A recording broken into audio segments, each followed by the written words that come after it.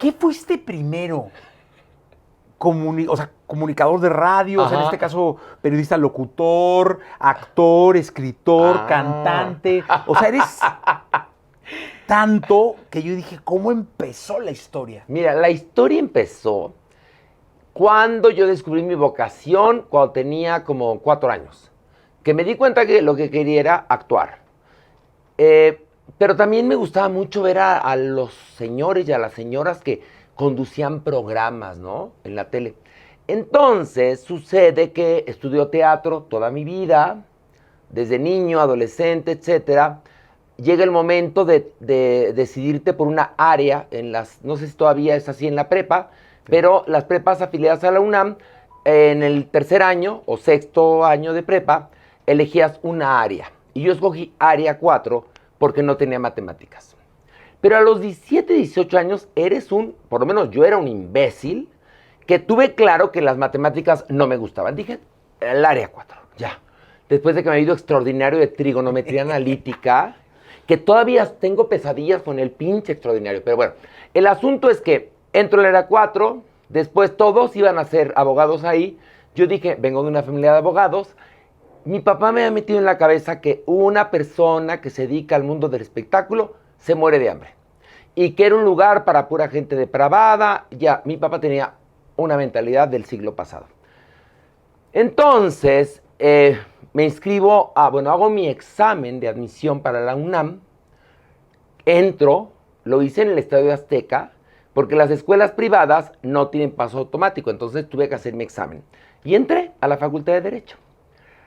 Al poco tiempo, además estaba desfasado el horario de ingreso, no sé ahora, con respecto al horario o días de ingreso de otras universidades que empezaban en agosto. Nosotros empezábamos en noviembre.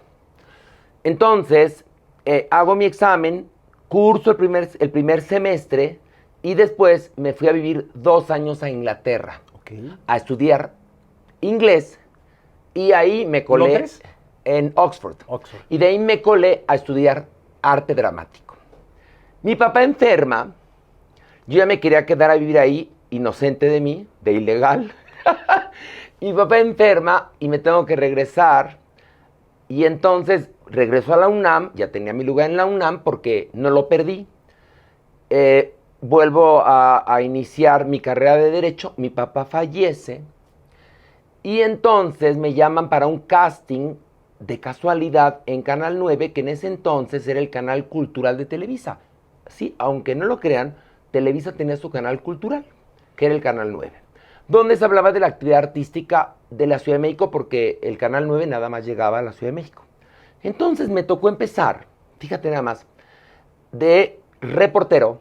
Entonces me tocó entrevistar a Rudolf Nureyev, a José Luis Cuevas, a una cantidad de coreógrafos, artistas, pintores, escultores. Fue padrísimo. Y ahí aprendí una gran escuela. Aprendí a escribir mis reportajes, aprendí a hacer mis presentaciones, mis cierres de los reportajes y a trabajar en vivo, porque estábamos en cabina en vivo ciertos días, nos iban alternando y presentábamos la programación de Canal 9, como se hacía entonces en la televisión, entonces principios de los 90. Y me doy cuenta que la conducción es fantástica y que tengo madera y que me siento bien haciéndolo.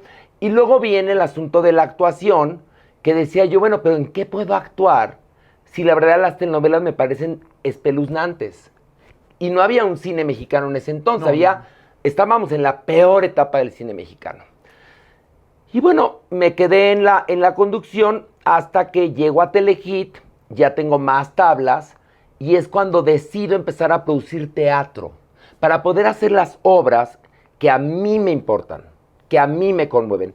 Y entonces, en el año 1999, debuto en teatro profesional con Picasso en el Café de París, una obra dirigida por Susana Alexander, de la autoría de Steve Martin, que cuenta un encuentro ficticio a principios del siglo XX, que era el siglo que terminaba, de los dos más grandes genios del siglo XX, que son Pablo Picasso y Albert Einstein, de jóvenes en una taberna en París. Wow.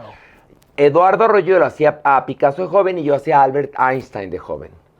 Y era un elenco fantástico, estaba Edgar Vivar, Oscar Cervina, Maravilla Fuerte, Gaby Canudas, era Luis Ernesto Cano, bueno, etc.